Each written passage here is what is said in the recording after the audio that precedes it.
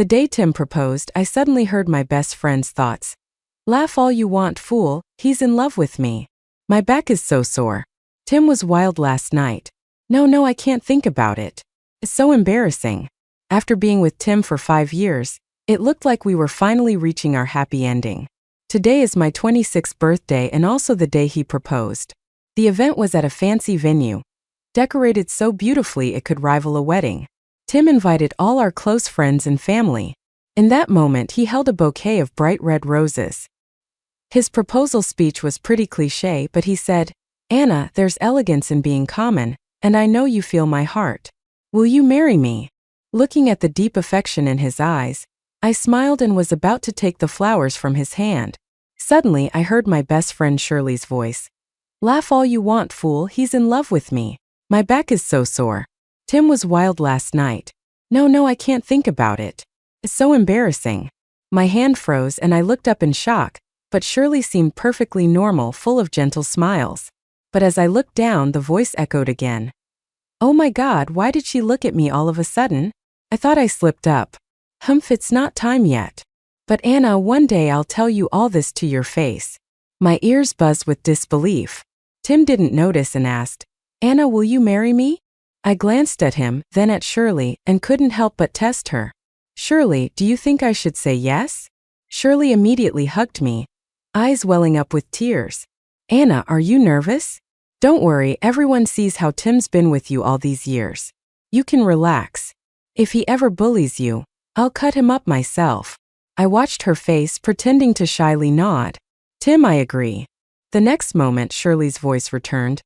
What's there to be nervous about, fool? It's all a sham. But I could see clearly she hadn't opened her mouth.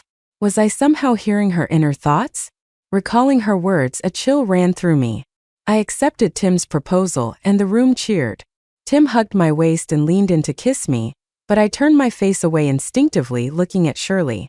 She was staring straight at us. I playfully hit Tim's chest, acting coy. Everyone's watching. Come over to my apartment tonight.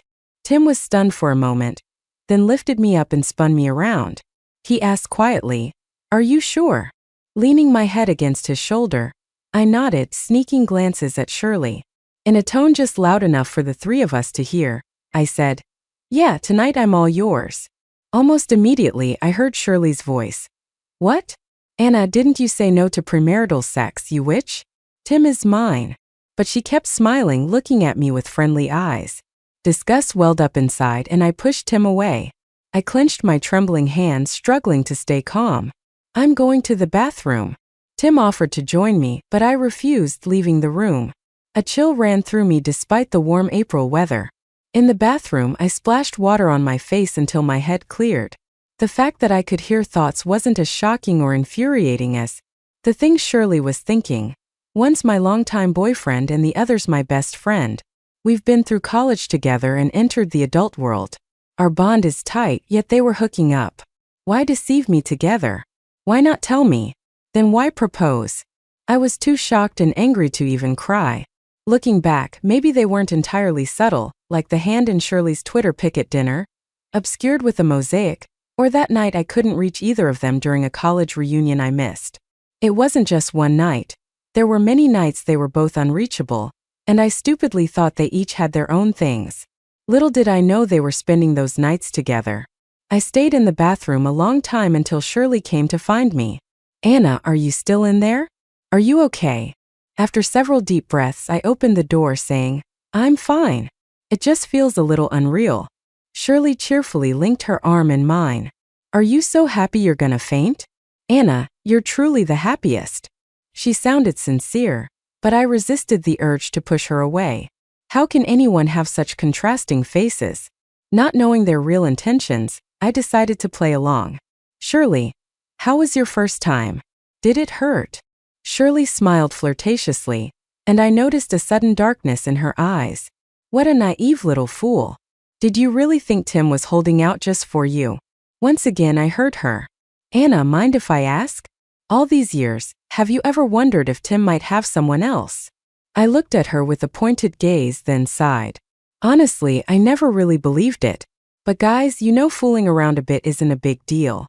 If you really held it in, I'd be the one ending up unhappy. Besides, anyone else is just a side piece. I don't care about chickens like that. Tim's heart is with me.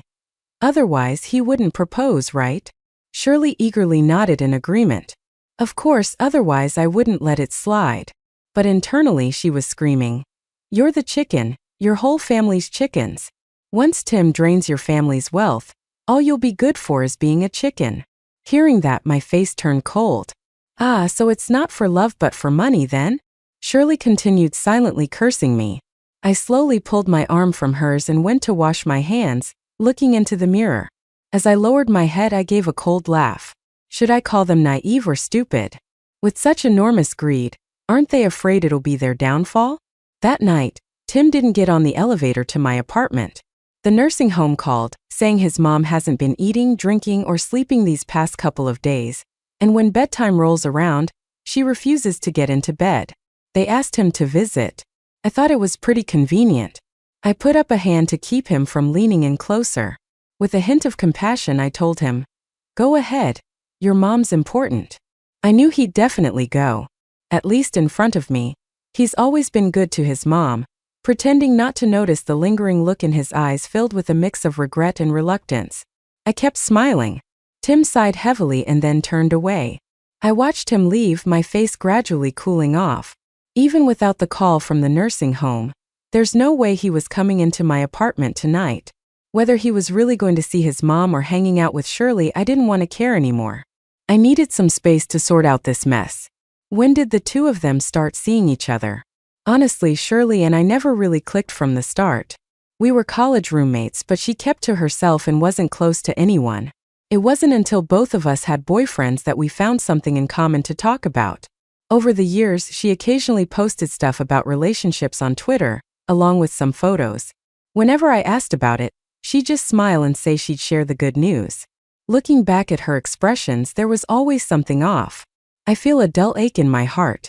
She and Tim didn't get along well initially, and they would even compete for my attention. Turned out it was all fake. I almost want to applaud them. They gave me an epic level of betrayal with Oscar-worthy acting. As for Tim, I never thought we'd end up here together. Through the years, his kindness toward me was noticeable to everyone, especially after my brother and sister-in-law passed away unexpectedly.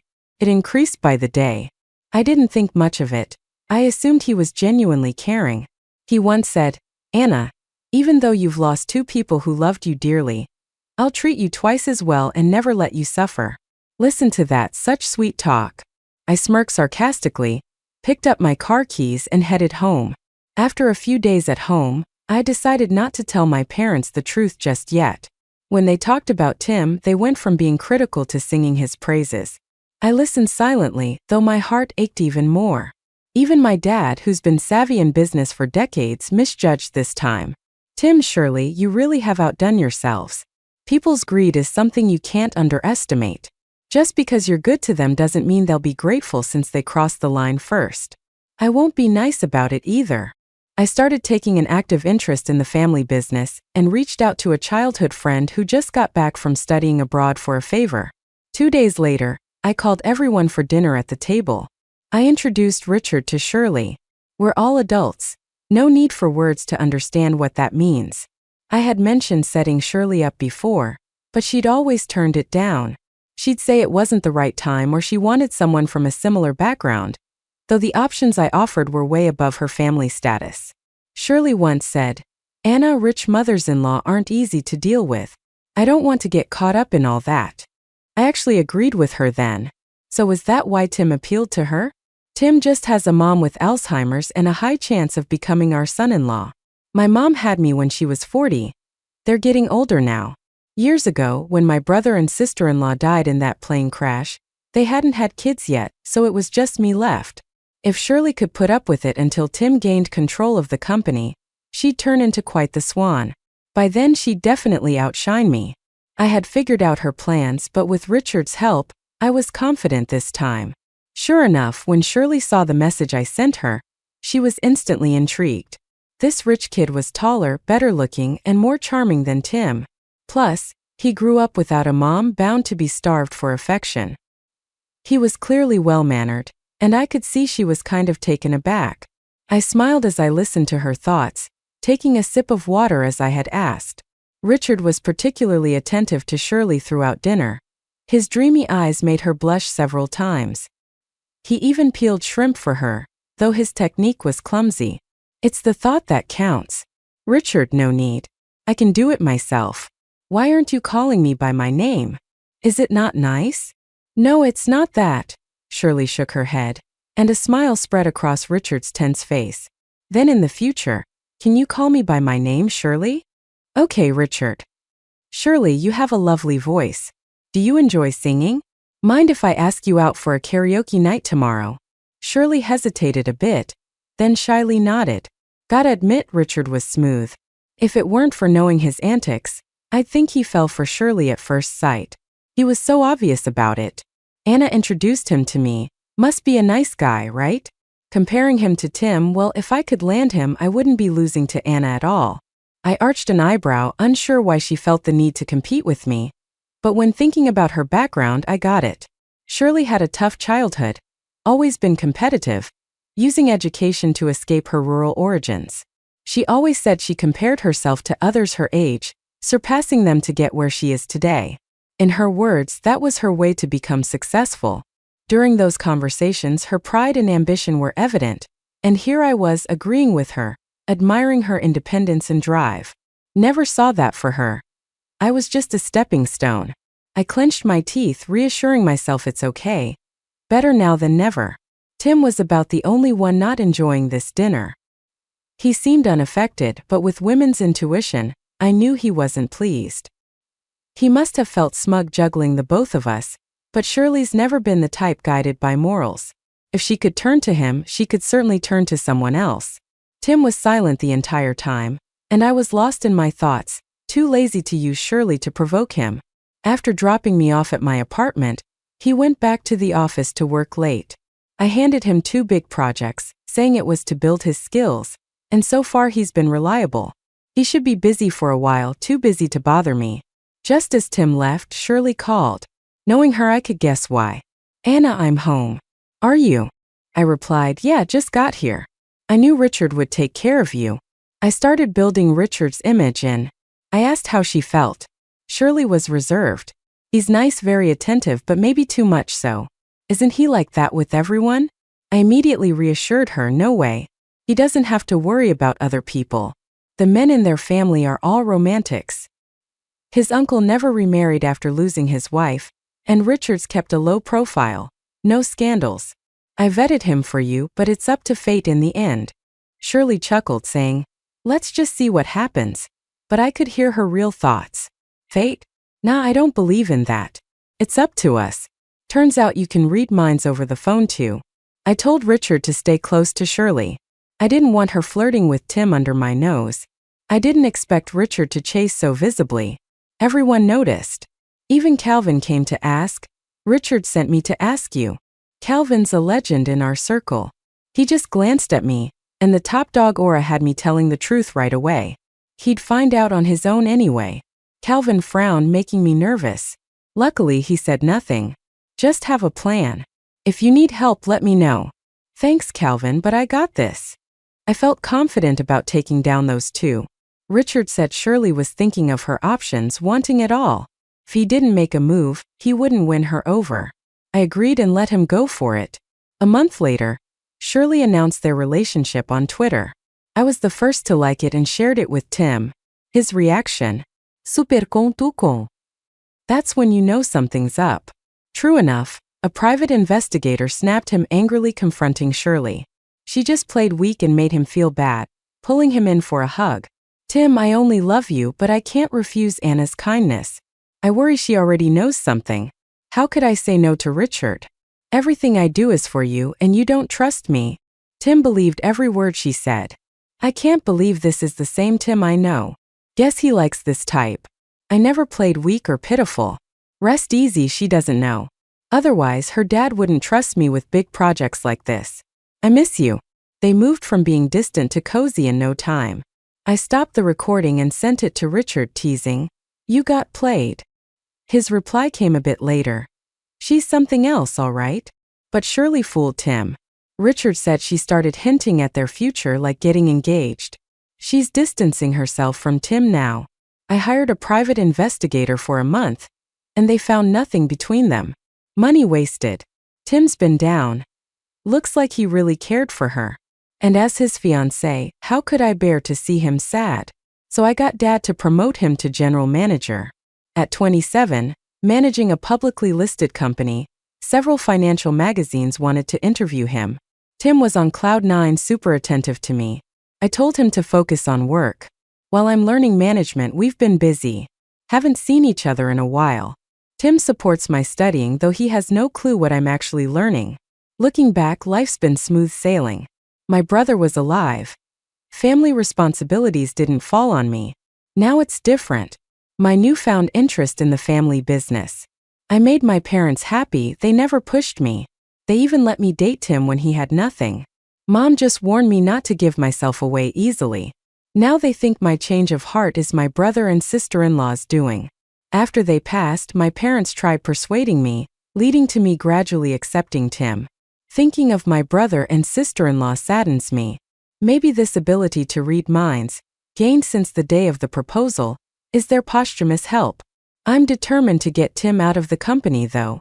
Now, as GM, he needs a secretary, so Richard and I went to a top club and picked a pretty young woman. After some grooming, she was delivered to Tim. The day I was there, I ran into Calvin. He doesn't seem like he visits often, appearing as cold as ever, surrounded by women. Leading Sally downstairs, we caught each other's eye. His face darkened noticeably upon seeing us. Richard froze, leaning on me for support, before Calvin pulled him away. He blurted, "Trust me, I'm just here with Anna." The corner of my mouth twitched. "Yeah, it's the truth, but did you have to admit it so quickly?" Calvin's gaze locked on me, and that invisible pressure hit again. What else could I do? I confessed again. After hearing my plan, Calvin looked a bit puzzled. He stayed quiet for a while before giving a helpless smile. "You're going in circles just to entertain yourself, aren't you?" He's right, I am going in circles. I could easily start gathering evidence right after the proposal, confront Tim and Shirley face to face, and tell them to get lost. But going that route wouldn't be satisfying enough. I want to lift them up, then let them crash down so they know how being played, cheated, and betrayed feels. Sure, it'll take some time, but I've got plenty of that, plus patience. I'm not keen on remembering Tim's initial passion and the admiration he couldn't hide. He was probably genuine back then. People change, I get that.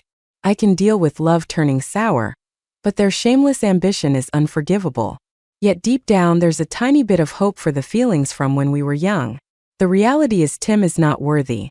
If Shirley could hook him easily, Sally's admiring glances would be too much too. He's no match for women who have been around the block. The latest scoop from Sally is Tim's caught up again. He's not only addressing Sally's so-called financial crisis, but also helping out her family.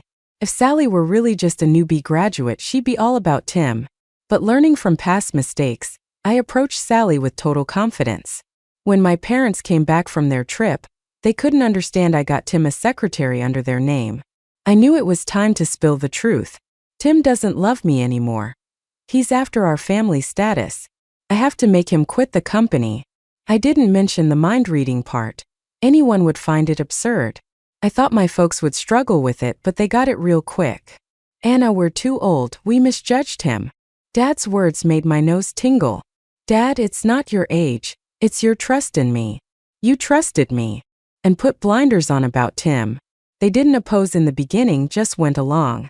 In the end, after a heartfelt talk with them and gaining their support, I felt at ease. Richard found out and teased me. "What were you thinking? Tim's an outsider." No matter what, he spoke the truth, but I would never admit defeat. Tim's someone my dad personally groomed. I thought he did it for himself. Your dad did it for you since you've made your choice, and he's already not a Tim fan. He's likely relieved. I rolled my eyes. All right, you're the expert." Richard graciously accepted it. Thank you. Then he got serious. "It's about time to wrap this up. Shirley's not dropping hints anymore. She's straight up saying she wants my baby." I almost spit out my tea. "What innocence do you have? If you said your brother was innocent, I'd believe you." Richard grinned but didn't argue. Really, that woman's got tricks for days. She scares me.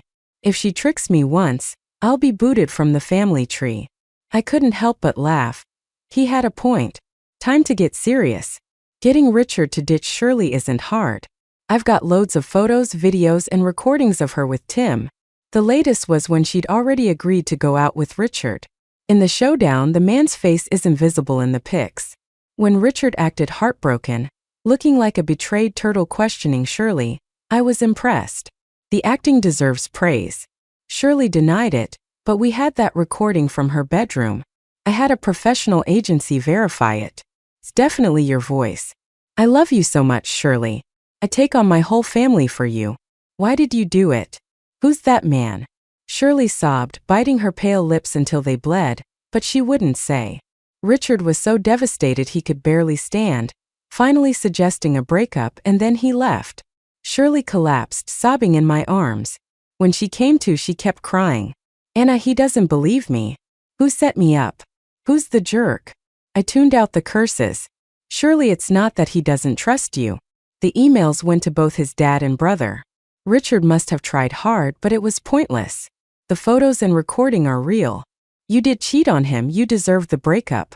Shirley obviously caught on, froze for a moment, then burst into tears again. Who would do this? I can't find a better man than Richard, right? I grew up with him and never thought he'd care so much. This time he was just crying about everything. Surely you're still not talking. Shirley hesitated. If I said I was forced, would he believe me? I silently rolled my eyes, but I acted concerned. Really, who's the scumbag that forced you? Shirley, you've got to tell me. They might have more on you, so spill the truth. If it's real, Richard will understand. Shirley went quiet, and I shared her silence. I could only hear her thoughts. Anna was right. Richard definitely found out everything, which is why he gave up on me. If I lie, it'll only make him mad. Was it really Tim? I lifted my eyelids a bit. It wasn't hard to see why she thought of Tim in her limited understanding. She's completely unaware of how wealthy families operate. But soon Shirley dismissed this theory. Tim would never dig his own grave. The breakup hit her hard, and as her best friend, I had to console her. Remember how dramatic his pursuit was? It must have made someone envious. He must be feeling terrible, but his family cares about their reputation. Oh, Shirley, seeing you so upset, I despise myself for introducing you to Richard. Hearing that, Shirley's eyes brightened a little. Don't say that. I'm really grateful, honestly. Even though the ending wasn't pretty, I was really happy during our relationship, of course. You almost got to see what it feels like to marry into a wealthy family. I didn't bother asking more about the man in the picture. Too many questions and she gets suspicious. A few days passed, and Shirley started pulling herself together. She asked about how things were between me and Tim. Honestly, I've been waiting for her to ask that. I've handed over almost all the work to him, but he's so busy now there's no time left for me. We're planning to get engaged by the end of the year, maybe have the wedding next year. I blushed, feeling shy as I spoke, and Shirley was stunned.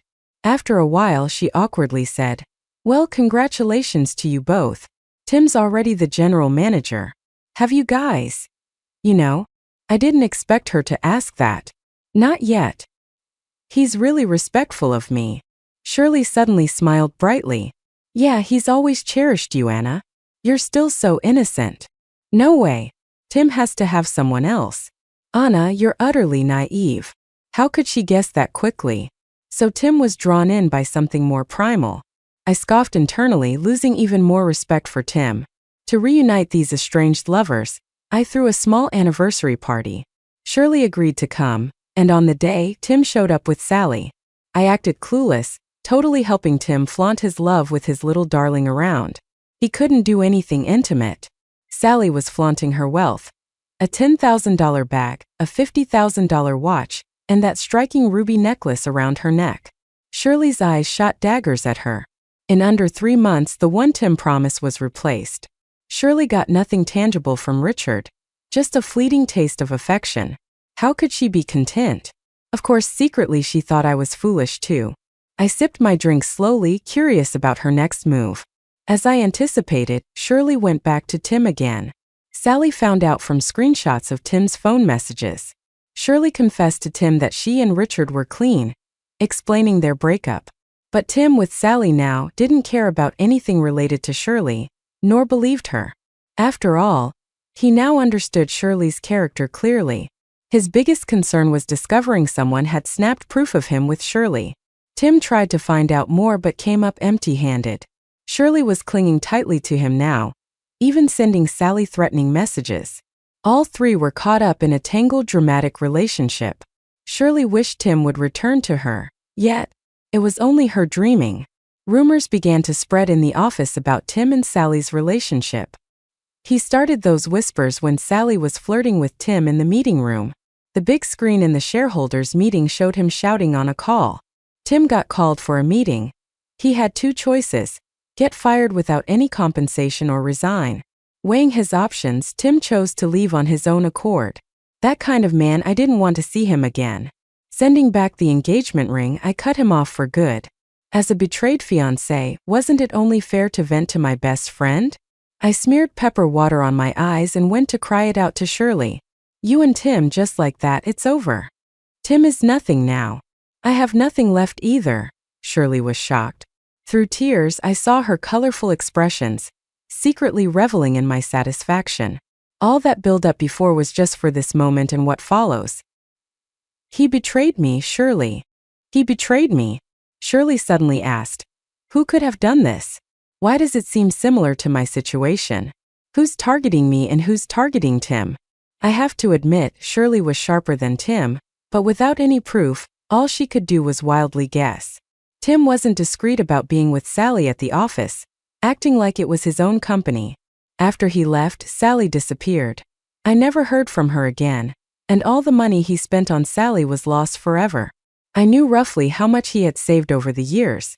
Tim's mom's care wasn't cheap.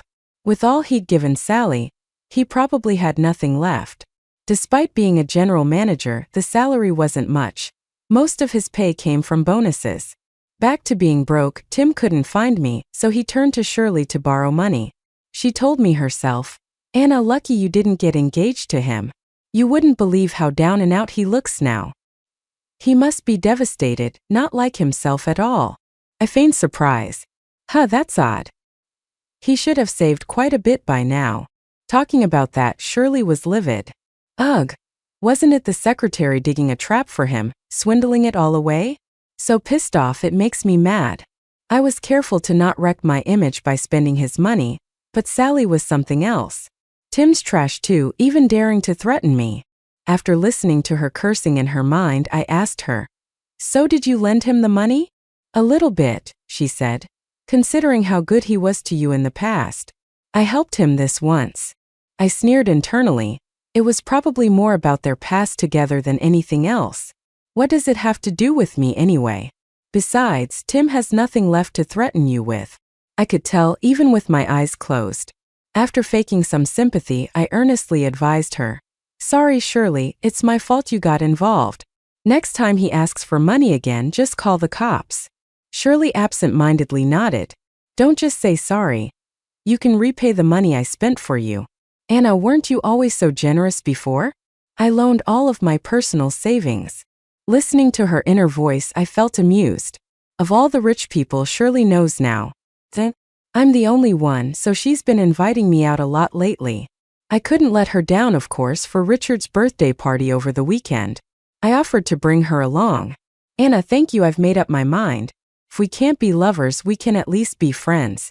Shirley acted like she made a big decision when she agreed to come, but deep down she didn't think of it that way. Catch one, catch all. If it's not Richard, there's always someone else. I no longer feel like commenting on her outlook on life.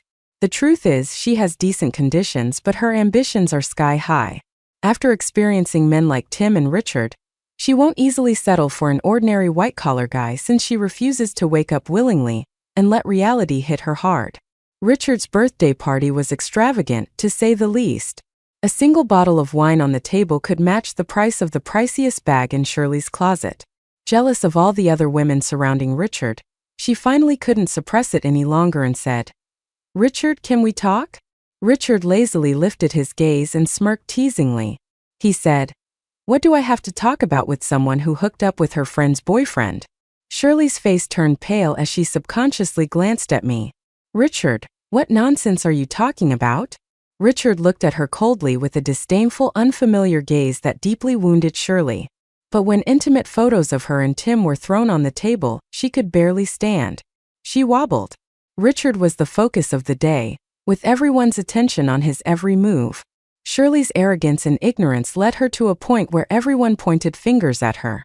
I looked through each photo calmly, no tears or shouting, just quietly watching her until suddenly, Shirley broke down emotionally. She accused me. Anna, why are you looking at me like that? I don't need your pity. You knew, didn't you? That's why you brought me here. Sure, you're the saint and the rest of us are dirty mortals. What guy can stand his girlfriend not letting him touch her for 5 years?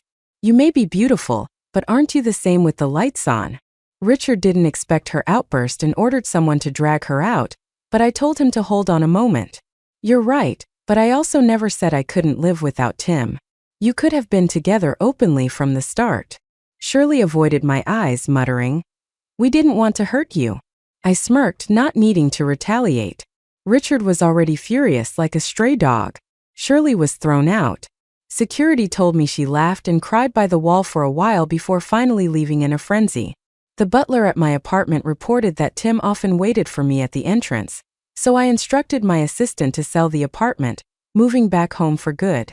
Frankly, if I didn't want to see Tim and Shirley, they'd probably never get the chance to face me. Richard asked if it was all settled. I thought for a bit, then agreed. But he wasn't entirely satisfied, letting Shirley mistakenly believe he paid a fortune for those photos, and Shirley only had Tim's name in mind. Apparently, when Shirley went to Tim for money, he avoided her. She waited for him at the sanatorium. Tim mistook her as a threat to his mom, and in their scuffle, they accidentally injured an elderly passerby. Panicked, they didn't help and instead fled the scene. Thankfully, the elderly man wasn't seriously hurt, but their behavior was too disgraceful, prompting the family to press charges. Supposedly, both of them are now tangled up in court cases. Richard mentioned it to me. My eyelids were twitching with concern for the innocent elderly man's safety.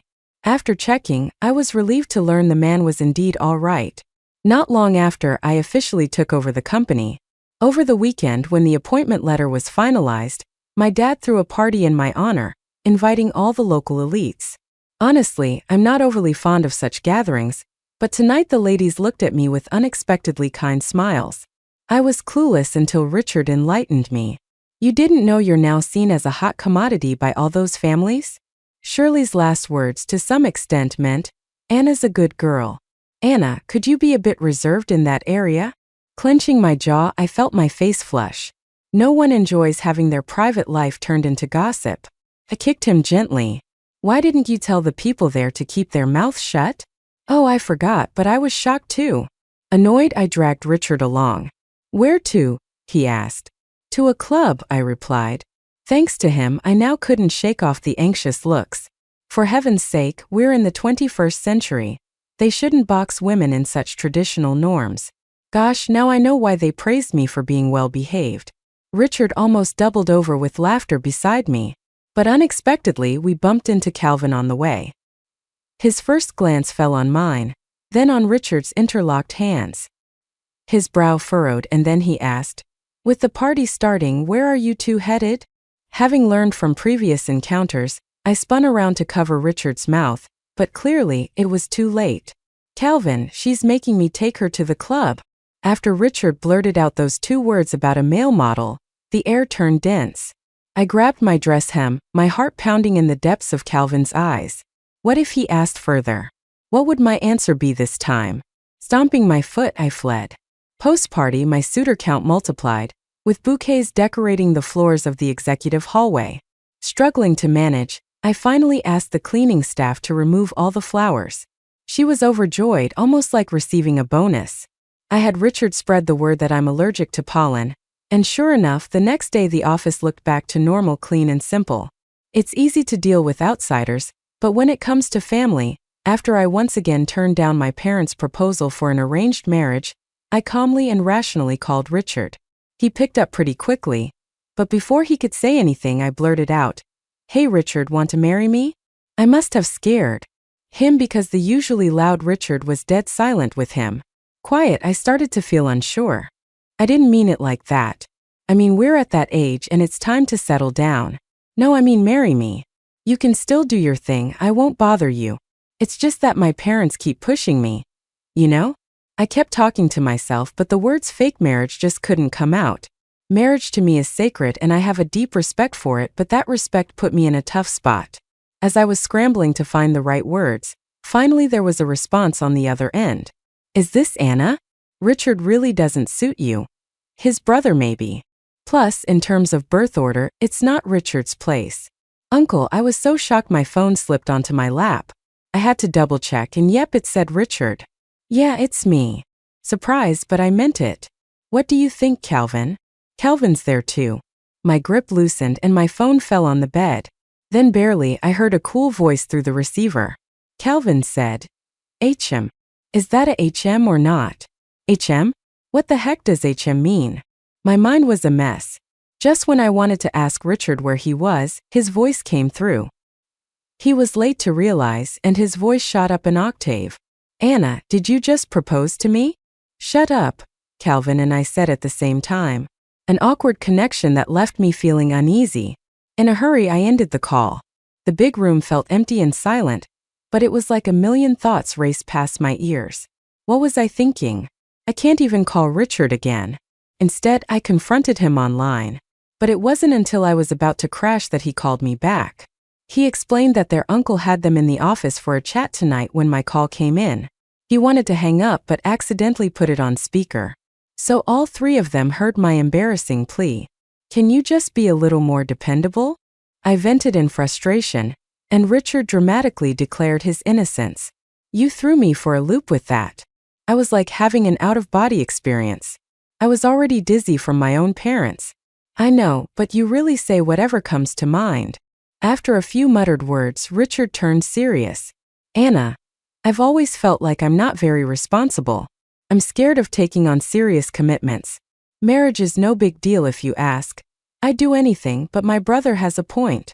You're not just some carefree princess anymore. You need more than a playmate. You're the CEO of Songkork now, and I feel like I can't protect you. Was it just me? Or did I detect a hint of sadness? My eyes stung, but I tried to keep my voice steady. I get it. You just keep being the spoiled brat. Enjoy your bliss.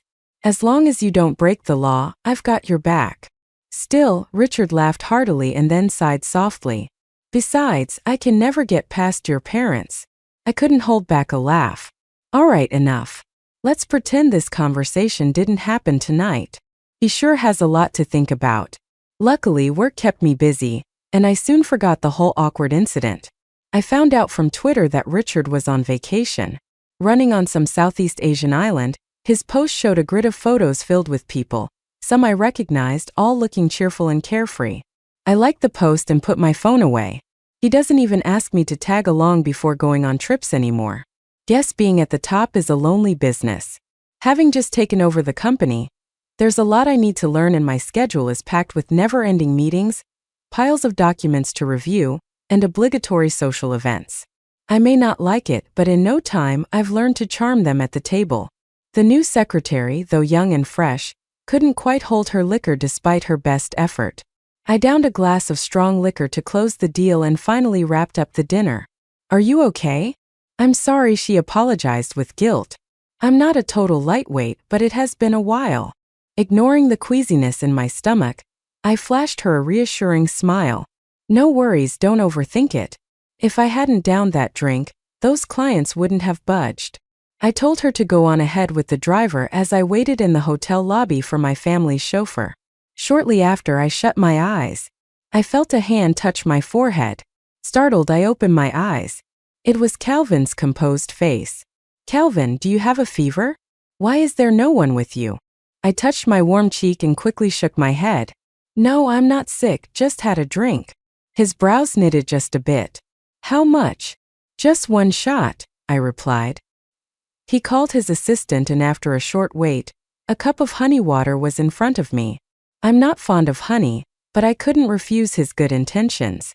Yet before the cup reached my lips, Calvin gently caught my wrist. You don't like it? I paused and he asked softly, "How about glucose water?" I quickly nodded and Calvin smiled. I hardly ever saw him smile, but when he did it was splendid, making his eyes soften. He said, "Anna, you don't have to settle." It brought tears to my eyes immediately. Calvin, usually so reserved, looked slightly flustered. "What's wrong?" he asked softly. His cautious tone made me feel cherished. And just like that, something snapped. Even though it was embarrassing, I couldn't help it. "I miss my brother," I sobbed out. Calvin was taken aback for a moment, complex emotions flashing in his eyes, but his hand gently landed on my head. It was a protective gesture. After a moment, I finally heard his deep sigh. "Anna, when you see me, do you think of your brother? Are you hinting at something?" I gasped, tears welling up in my eyes, just hanging there. He raised his hand, gently wiping away the tear with his slightly rough thumb. I was so stunned my breathing softened, but with my head still clouded from crying, I barely understood. After finishing a glass of glucose water, the driver still hadn't arrived, and Calvin offered to take me home. Seeing his assistant looking like they wanted to say something, I curiously asked, "Calvin, do you have something else going on?" He looked down with a soft smile and said, "No." In the car, my emotions had settled back to normal, which made me feel more embarrassed. "Is the work pressure getting to you?" Calvin got straight to the point. I nodded in agreement a bit. "I wish my brother were still here. I admit I'm not that brave sometimes, but my parents say I'm not any less than my brother. They believe in me, so I've got to do well. So it's not just because I'm similar in age to your brother that you think of him?" His mood seemed to lift. I slowly rolled down the car window, letting the night breeze cool my face. We started texting each other more frequently. I asked him a lot about work and learned so much. Sometimes I jokingly call him teacher, and he'd reply with a flat, "Don't want to be a teacher." I'd stare at the text, lost in thought, but work kept us busy, and we didn't see each other again for over a month. In the evening, I attended a father's friend's birthday banquet. At these events, you'd run into a lot of familiar faces. I couldn't help but scan the crowd for Calvin. I hadn't asked him during the day, so I wasn't sure if he'd show up. But right as the event was about to start, he showed up, and he saw me too, standing there feeling a bit nervous as he walked toward me. My heart started racing for no apparent reason. Then suddenly, someone stepped in between us, breaking my gaze. "Anna, can I have this dance?" I lost track of how many dance invites I'd gotten, and I almost rejected again when a hand appeared on the guy's shoulder. Calvin smiled brightly, his voice cool. "She already promised me." The guy looked puzzled, glancing at me. Under a heat-inducing gaze, I could only nod in agreement. I thought Calvin was just helping me out, but he actually wanted to dance and he wasn't very good at it. He kept stepping wrong and seemed afraid of tripping me, so he held me tightly. My mind went blank in his embrace. When he looked down at me, there was an intense depth in his eyes that made my ears burn. The space between us was so close, a gentle nudge could spark a kiss. In the end, I couldn't take it anymore. How was he both bad at dancing and brave enough to try? "You really need to practice more," I said. A low laugh sounded above my head. Calvin, in his pleasant voice, asked, "Anna, how about changing one thing?" Change what?" "I don't want to be your teacher. I want to be your boyfriend." As the song ended, it felt like fireworks were going off in my ears. I thought of the row of little things he sent me on my office desk during breaks. I couldn't help but pick them up, look at them, then neatly arrange them again. I also remembered the proposal drafts he'd written for me, stored in my phone. Without realizing it, I had become very reliant on him. I nodded, and a visible lightness washed over Calvin. Then he took my hand and led me outside. "Where to?" His voice was light and breezy. "To Calvin's epilogue. Sam's my good friend, but he's also my rival. We're always competing with each other. If I grow an inch taller this month, he catches up next month. If I come first this time, then it's his turn the next. Finally, my mom was going to have a second child. And I thought there was no way Sam could beat me in this, but a few years later he got a sister too. Honestly, sisters are cuter than brothers. I wanted a sister myself back then. His sister isn't just cute. She's smart and gets great grades. There was even a time I felt bad for my brother, and used my savings to get him private tutoring, but he just wasn't getting it. He even became Sam's sister's little sidekick. I realized then I couldn't compete with Sam anymore. From the day he got a sister, I gave up. Growing up, of course, we didn't keep on competing in silly ways, but these two voices kept ringing in my ears. One would say, "Hey, come with me to pick a gift. It's my sister's birthday." The other would ask, "What should I give Anna for her birthday? This year I've given her everything, and I'm running out of ideas." Different voices, but they're talking about the same person. Why ask me? Do I seem like an expert? I found out my brother liked Anna, which surprised me, but I didn't think it was bad. I even used Anna's brilliance to motivate him, but he really just didn't care. He said, "But school and stuff, I'm just not good at it. Plus, I like Anna now, but who knows in the future?" Fair enough. Hopefully, he won't regret not being able to measure up in the future. Sam and I have had similar life paths, but our siblings turned out totally different. When Anna reached level 10 in piano, my brother got rejected by the math coach. When Anna was ruling middle school with top grades, my brother was sent to a private international school. And by the time Anna got into Harvard, my brother was going overseas just to get by. I don't know how two people with such a gap in abilities managed to stay close all those years. Afterward, Sam unexpectedly passed away. Richard went abroad for college, and I hardly ever heard Anna's name anymore. But she left a lasting impression on me. I dated a girl who also had a sister, and whenever she talked about her sister, I couldn't help thinking about Anna. I swear it's like I was cursed. Since taking over the family business, Richard and I didn't talk much. I heard from Dad about Richard's carefree life overseas, and now that he's back, he's obsessively chasing some girl. I guess those childhood crushes have long passed. My dad was furious about Richard's high-profile behavior. He didn't like any family matters becoming gossip material. I agreed, so I talked to Richard and found out he was chasing Anna's best friend. Actually, Richard had told me most of it. I never thought the well-protected girl would experience such betrayal from a boyfriend and a best friend. She must have been heartbroken.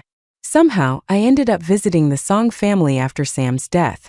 I occasionally visited his parents. Most times it was just them and the maids at home those years. Any tidbits about Anna I heard from them, but that day she was home. She seemed surprised to see me, so I used a flimsy excuse. She answered honestly, very obediently. I thought she'd be upset, but she seemed fine. It was a relief. Her quirky plans made me wonder if our age gap really meant a generation gap. In her shoes, I'd be more straightforward. My visits increased, but Richard was no longer the kid who kept talking about Anna until one night I heard her on the phone with Richard, talking about wanting to get married. My heart nearly leaped out of my chest. Richard couldn't handle this kind of responsibility, but if not Richard, then who?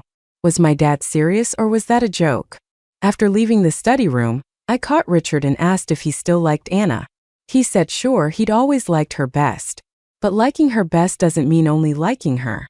I had a serious talk until my mouth went dry. Then Richard suddenly squinted and asked me, "Calvin, do you like Anna too?" I hesitated for a moment. He added, "If it's you, I give up, but I'm not gonna help you win her over." Where did this kid get such confidence from? The neighbor's son is more reliable than him. Do I like Anna? I probably do and have liked her for a long time.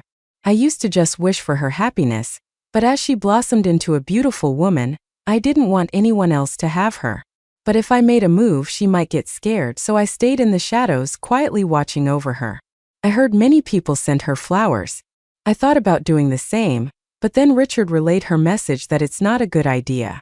One night, I was supposed to head to the airport but found her sitting alone in a corner. Her face was flushed, her lips were rosy, and for a second I thought she had a fever.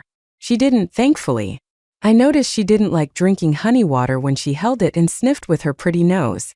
That's a detail I'll remember. I didn't expect her to cry though. She looked beautiful even when crying.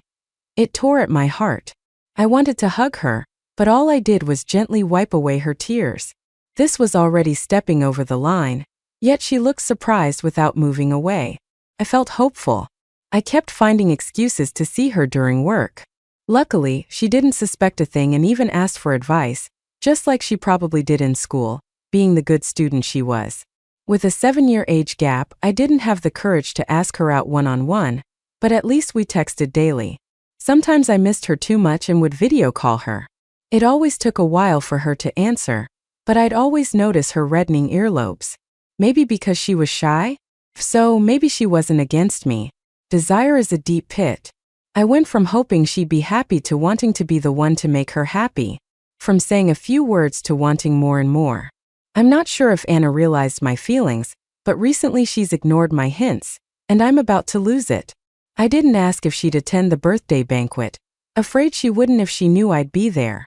Luckily, she was there, and I couldn't help moving towards her. I can't dance, but I knew she could.